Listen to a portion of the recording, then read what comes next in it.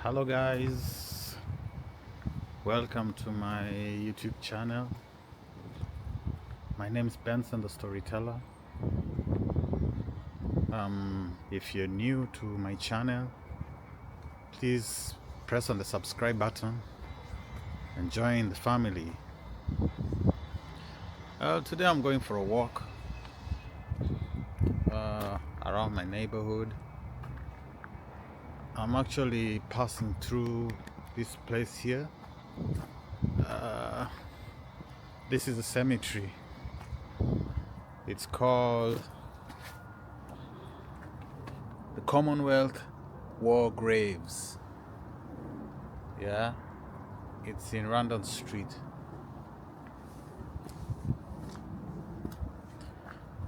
Yeah, this here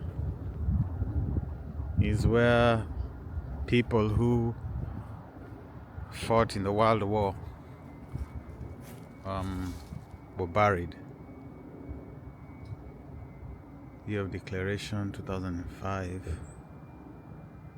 All right. Okay. Yeah, so these are graves. I wonder which year these are. Like,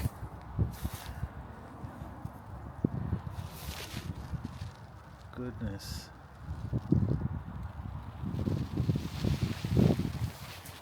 Whoa.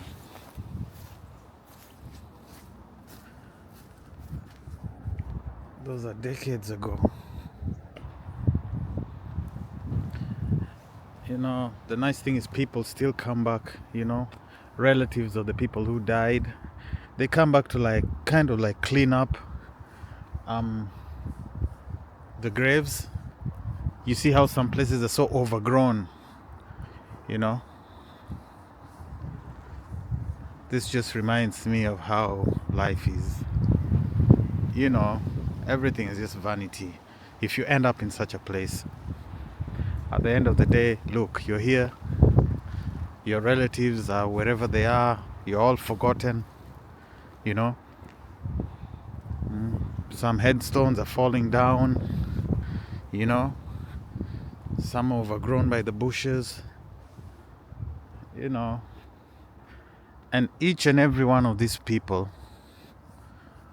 were people with families, people who had lives, people who fought, for their country and everything. So sometimes when I walk around this cemetery, I just think about life, and how you should enjoy life when you're still alive, because in one point in time, it's inevitable that you'll end up wherever these people are. There's only one thing in life that is definite and will happen for sure, and that's death. So yeah, I think this is the chapel where people can come and pray and so on.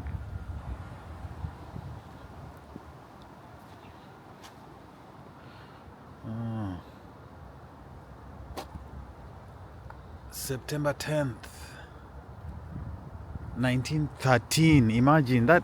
I don't think this has to be World War One, I think. I think this has to be World War One or thereabout. A very long time ago,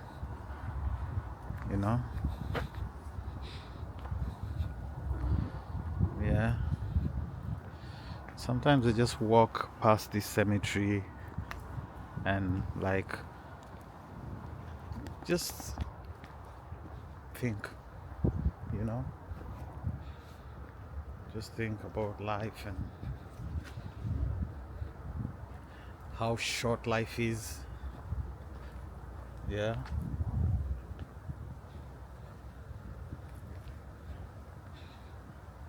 Yeah. There's a particular There's a particular gravestone. I don't know which one it is. That just keeps me wondering. I don't know if it's this one. Yeah, I think it's this. Should be this one here. Look at this. In loving memory of our dear daughter, Eulonia Ellen, died March 8th, 1925, aged 9 months. You see? Aged 9 months.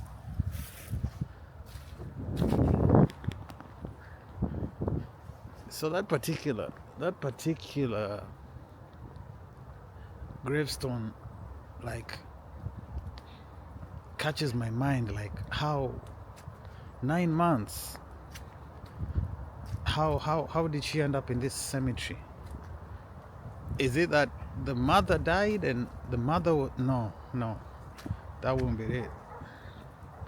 I don't know.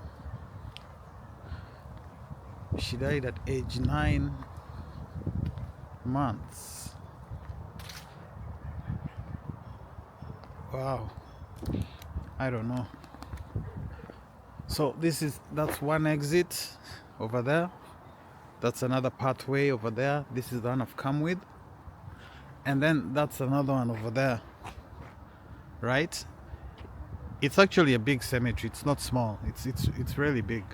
And it's surrounded by the environs. It's surrounded by the houses. Yeah.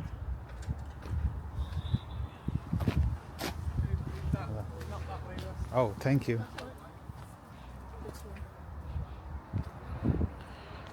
Yeah, so this is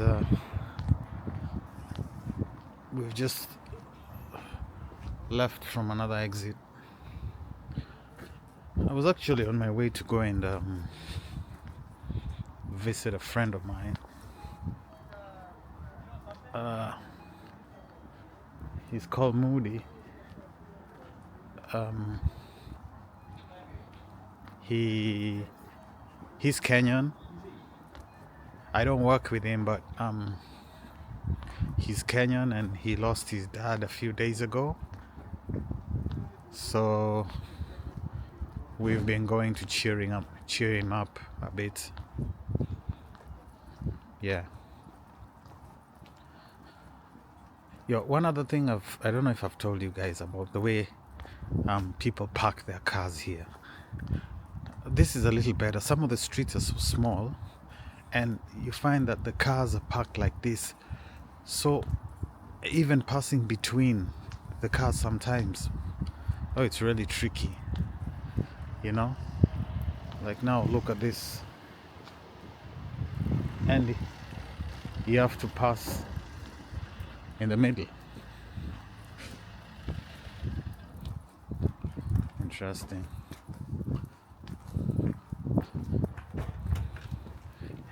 And also a lot of these roads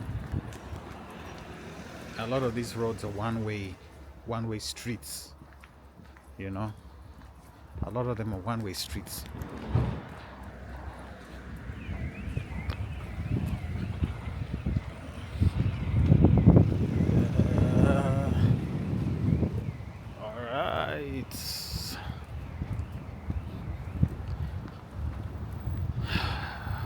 Yeah, let me go see Moody. It's actually winter, and this country has one of the most unpredictable weathers. I mean, sometimes usually you wake up in the morning and there's ice on the windscreens of the cars. They're all white. And then sometimes later on during the day the sun comes out, but oddly enough, when the sun comes out it's even more freezing. It's even more colder when the sun comes out, you know. I find that just so interesting.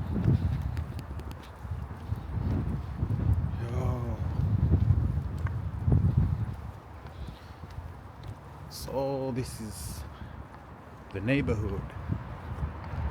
This is the neighborhood.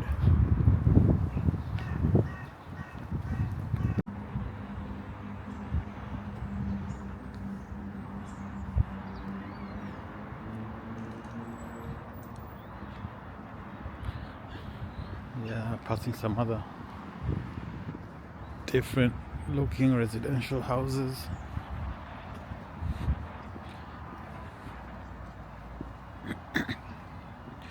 If you've noticed, it took me time to understand. If you've noticed the way the houses are built here, you'll see that there are a lot of it's not like back in Kenya where most of our houses are solid. They're just made of brick or block and mortar, basically stone and cement.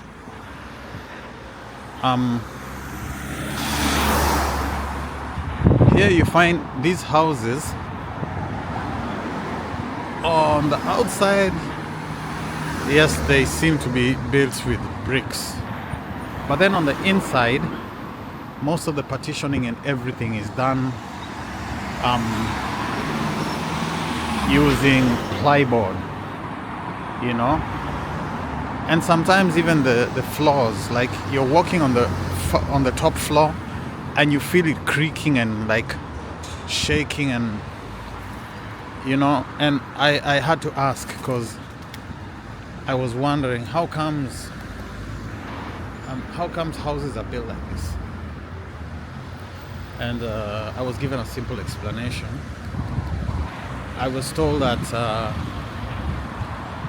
unlike Kenya, here you go, let's cross the road. Unlike Kenya, in this country, the weather swings. They have seasons. And since they have seasons, there's a time that you want to keep the warmth inside the house and the cold out. And sometimes you want to keep the house cool and the heat out. So the type of houses we build back at home during winter would be extremely cold. So in this country, the plywood between the wall, the main outer wall, and the inside of the rooms, there's this plywood, and in the middle there's some heating material, asbestos or whatever it is they put in the middle, foam, so that in winter the heat remains inside the house. It doesn't go out. Even if you look at their windows are double paneled. There are 2 layers of glass on the window. It's not just one layer like back at home. And even if you look at the windows, you find they're not like opened outward like ours. It's just this is a bowling club. It's just a strategic way to minimize on heat loss during winter. Well, at least that's the explanation I was given about these houses. But then in every town, in this particular town, the houses in this area tend to look all the same. And I've noticed that when you go to different areas, in this country they call them postcodes. Alright? Postcodes, if someone gives you their postcode, you can go directly, just by the postcode, you can hit it in your Google navigation system and go exactly to their door. And that's why when people hear, let's take this park. This is one of the parks. So I was saying that's why people here are able to conveniently order, things. It's not like back at home where the way houses are built is not really formal. So you have to give someone directions with physical structures, like, oh, go to the corner of the end of the road, you'll see a petrol station, turn right, and then you'll see a church, and then there's a roundabout, then there's a school on it. No, here you just key in the postcode, and they get to your door. And at the same time, here they don't go to pick letters from the post office, like we do back in Kenya. The mail using the postcode, that's what you write on the address of the letter or whatever. And there's a postman who brings the post right up to your door. And every door there's a small slit, so they just push it in, And that goes for parcels too. They knock on the door and bring your parcel. Yeah. So, yeah, that's one of the interesting things I've come to notice here. I don't know, I think that's a club. I always pass it. I've never gone in there. It's called what? The Runner. Okay.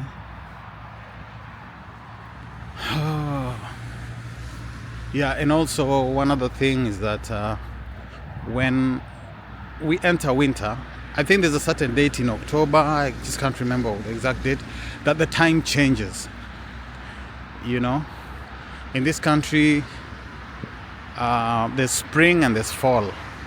During fall, time goes back by an hour. That's why they call it fall. And spring, time moves forward by an hour also. Oh, this is a small river. Wow.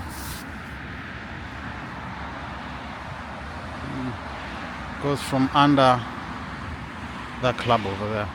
Yeah, so time changes. So right now, what time is it? Right now it's around 2. It's 2 something. So in Kenya it will be 5, because there's a difference of 3 hours. There's a difference of 3 hours. Yeah, there's a difference of 3 hours. So, yeah. So Kenya is ahead of us, 3 hours ahead. So sometimes, since it's winter, they have longer nights and shorter days, meaning that in Kenya it's predictable. At around 7, the sun goes down. 7 in the morning, the sun comes up.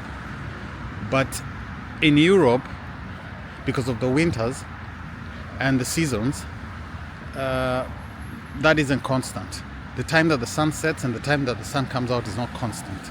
It changes. Like now it's 2 and it's starting to get dark. So I assume by around, what would I say?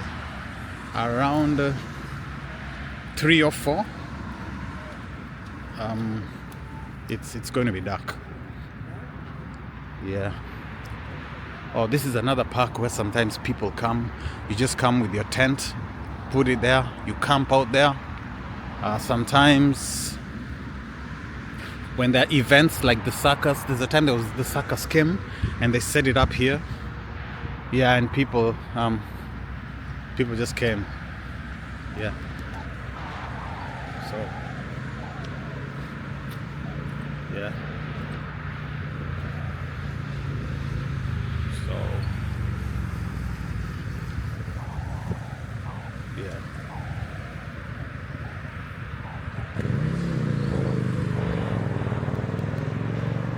So this fenced off area. The strange thing with this country is like one of the major modes of transport are the trains.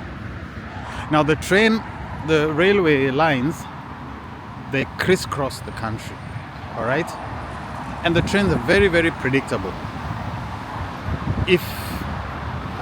That's why in Africa we have this issue of African time and the European time. European time is very, very accurate.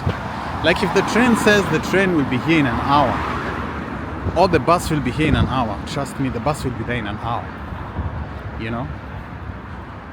And the train tracks are kind of like protected with a fence, and the trains run alongside this place that's fenced, so you can't walk into the railways. And every train has several stations, so the stations are the point of entry and the points of exit, so you have to have a ticket. All right, so when you're inside the train system, you can move from one station to another. You just hop into the train. There's no conductor, no one's going to ask you for anything. Once in a while someone might pass to check the tickets, once in a while, but most of the times they don't bother you. You can jump from this train, jump to the other train, but all the train areas are fenced, so wherever you end up you can't leave. There's only one exit in every station, so it's at that point that they'll check for your ticket, you know. So you can move around, but then when you want to leave, you'll have to show your ticket. And when you want to enter the train stations, you have to buy a ticket. All right. It's called order, you know. And it happens a lot in this country. In this country, they just expect you to follow the rules. Most of the time, no one follows you. Like the police, it's very rare that you'll find a policeman stopping someone. Oh, that's the Toyota dealership. Those are the Toyota cars. My friend Muli lives this side. So that's the Toyota. This country, most of the time, if you go to where they sell cars, the cars are sold by the brands of the cars. It's rarely, unless it's second-hand vehicles, that you find them mixed up. But you find the dealership, if it's Toyota, it's purely Toyota. If it's Mercedes, it's purely Mercedes. Oh, this is the warehouse. There's this big supermarket chain. It's called Iceland. It's very famous. There's so many. Oh, this is the other side of the train. Oh, I forgot. When I passed the tunnel, that was the train passes overhead. So you see it's also fenced on this side. So wherever the trains pass, you can't have access. So you're locked in this train area, you know, space. So the only way out, once the train passes with you, it gets to a station, you alight and you pay. You show your ticket. When you enter the station, you buy a ticket. You know, you enter, you buy. The train goes with you wherever. If you're going to London, wherever, from London, you can just jump onto another train. You can jump from that train coming back, wherever you move, but then you can't leave. If you want to leave, you have to go through the exits. And every station has an exit, and you have to show your ticket. And the ticket, if you unfortunately don't have a ticket, you can be fined. And or if you're in the train and then the people who come to check the tickets, which is rare, but they do pass, and if they find that you don't have a ticket, you'll be fined. Yeah. Oh, Iceland has a massive compound, and here you find people work here. They work at night, you know. Usually they work in the warehouses, and especially right now it's extremely cold. Imagine it's winter, it's already cold, and then you have to work in a warehouse that is actually a fridge, you know, because Iceland deals with food stuff, you know, like meat, whatever, poultry, all that stuff, vegetables. So you're offloading, packing or arranging, processing food literally in a fridge, you know.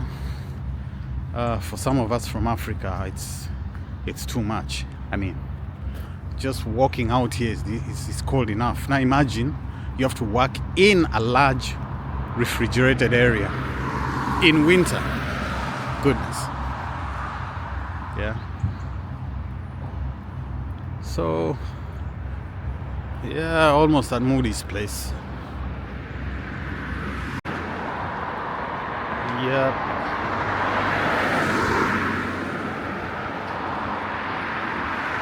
So this here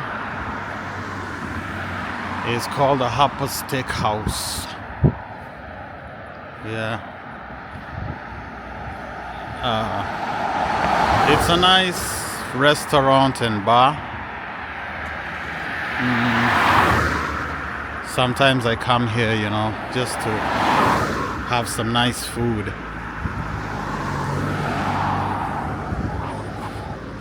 $4.50 breakfast, Harper Steakhouse.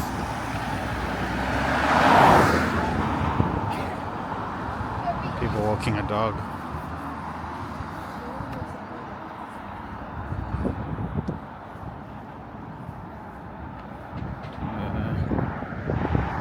This is the Weybridge Steakhouse and Bar.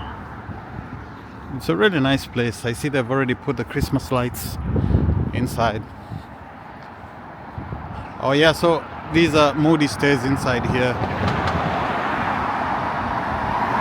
These apartment buildings. This is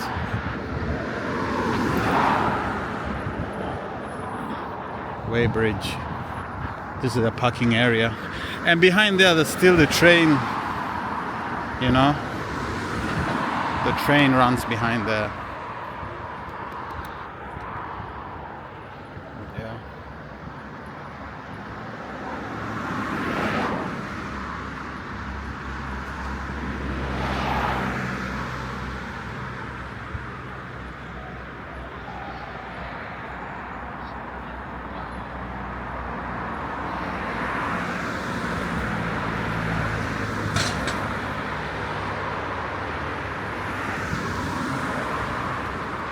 These houses are not so bad. I mean, there's an entry there, you could use that to enter, but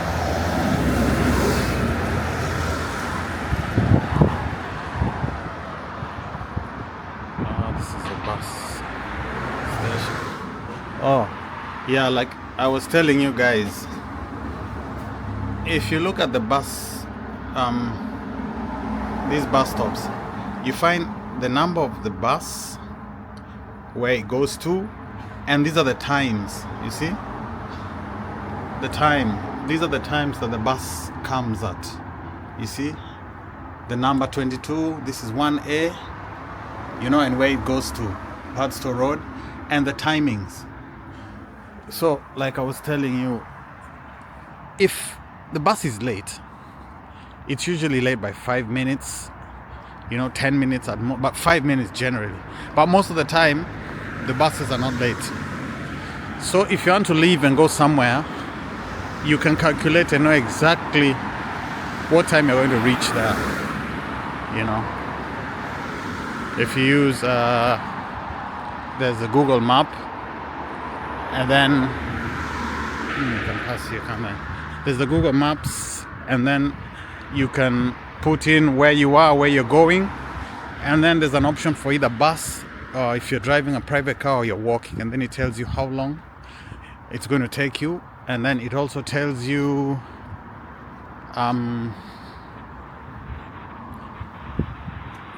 what time that particular bus is going to come at the particular place where you are. Or if you're not at a bus station, it will tell you where the closest bus is to where you are. Yeah. So yeah, oh, this is a big estate. It's really big. It's a big housing complex. Really, really big. You know, and as usual, it's clean.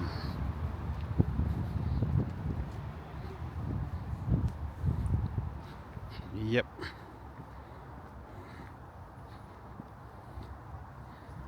Look at this.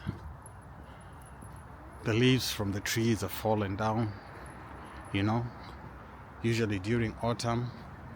See, the leaves are falling down. Yeah, because it's winter coming in, and soon all these trees are going to be dry like that one over there. All the leaves are going to fall down.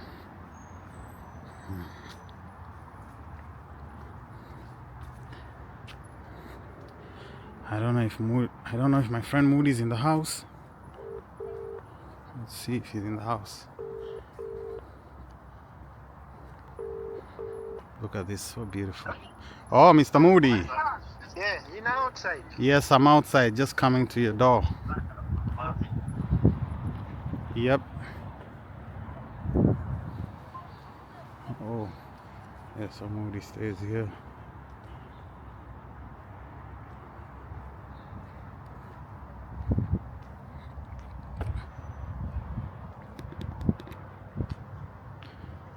Yep, so yeah, I'm here already. See you guys in a minute. Yes, guys, I'm just from chatting with my friend Moody. He lost his father back in Kenya, so I just went to sit and talk with him for a while, and now I'm finished with him. I'm going back home. It's around 6 o'clock and it's dark, but it got dark earlier. It got dark at around 4. When I was in the house it was dark already, but now it's practically, you know, 6 and it's dark, as you can see. Yeah, and then it's gonna be